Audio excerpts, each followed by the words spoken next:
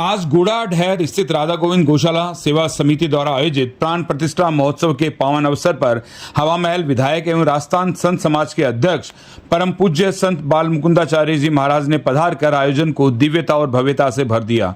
गौशाला परिसर में भगवान हनुमान जी और शनिदेव जी की प्राण प्रतिष्ठा का कार्यक्रम चल रहा है, जिसकी मुख्य प्राण प्रतिष्ठा विधि 7 जून को संपन्न होगी। आज के कार्यक्रम में बाल मुकुंदाचार्य जी ने वैदिक मंत्रोच्चार के बीच गौ सेवा व देव सेवा के इस पुनित कार्य की भूरी भूरी प्रशंसा की। उन्होंने राधा गोविंद मंदिर में भी दर्शन कर श्री राधा गोविंद के चरणों में नमन किया और सभी भक्तों को धर्म, भक्ति व सेवा का संदेश दिया। इस अवसर पर गौशाला समिति के पदाधिकारी रमेश शर्मा, सुभाष शर्मा, उमेश शर्मा, दिनेश शर्मा व उनकी माताजी सीता देवी सहित आसपास के अनेक श्रद्धालु जन व गणमान्य नागरिक उपस्थित रहे। सभी ने संत श्री का विधिवत स्वागत किया व आशीर्वाद प्राप्त किया। गौ सेवा, देव सेवा व संत सेवा के इस त्रिवेणी संगम ने आज राधा गोविंद मंदिर को तीर्थ धाम में परिवर्तित कर दिया। मैं संपूर्ण इस क्षेत्रवासियों को और ग्राम है गुड़ाढह के निवासियों को बधाई और शुभकामनाएं देता हूं कि ऐसे पुण्यवान लोग इस ग्राम, इस धरती पर जन्मे हैं।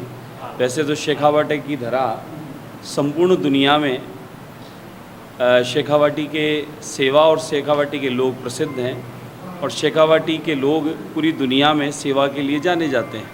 उसी क्रम में हमारे पूज्य बाबूजी नाथुराम जी, जिनकी स्मृति में और माताजी सीता देवी जी के कर कमलों के द्वारा बहुत ऐतिहासिक काम हुआ है। पहले श्री राधा गोविंद भगवान साक्षात विराजमान हुए गांव के सबसे ऊपर चोटी पर।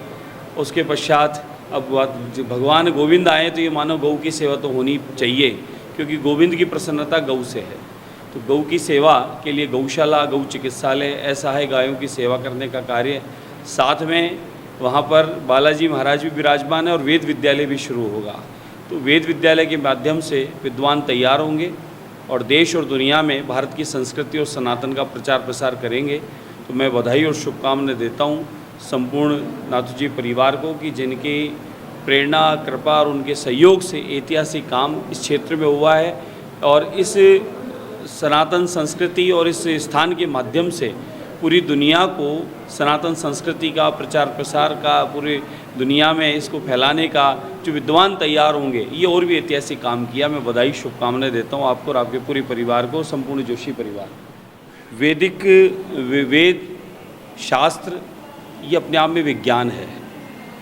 आज का विज्ञान जो है वो शोध करके भी ये बताने लगा है कि मृत्युंजय मंत्र का जप करने से व्यक्ति की शारीरिक पीड़ा कम होती है, मानसिक तनाव की दूरी होती है। उसी प्रकार से गायत्री मंत्र मेमोरी को शार्प करता है और उस वायुमंडल में जितनी भी अदृश्य शक्तियां हैं उन्हें एकीकरण करके और वहाँ पर विद्यमान कर देता है। यानी जो व्यक्ति कर रहा है और उसके आसपास में पॉजिटिव वातावरण उत्पन्न होता है। तो उसी विधान से मूर्ति रहती है तब तक जब तक प्रतिष्ठा ना हुए। मूर्ति स्थापित होने के बाद, प्रतिष्ठा होने के बाद प्राण प्रतिष्ठा जिसे हो जाती है तो प्राण का अर्थ है उसमें प्राण भीतर में सम्माहित हो गए। अब वह मूर्ति नहीं है, वह साक्षात भगवान है। तो वैदिक विधान से, वैदिक नियमों से और शास्त्रों के मत जो विद्वत जन जो अनुष्ठान कराते हैं उसका 100% पॉजिटिव वातावरण रहता है। उस क्षेत्र में पॉजिटिव एनर्जी रहती है और वहाँ उस क्षेत्र में अन्न की, जल की अच्छी व्यवस्था रहती है। वहाँ कभी भी किसी प्रकार की कोई कमी नहीं रहती। इसलिए हमारे शास्त्रों के माध्यम से जो उपाय होते हैं, अनुष्ठान होते हैं, वो सफल ही होते हैं।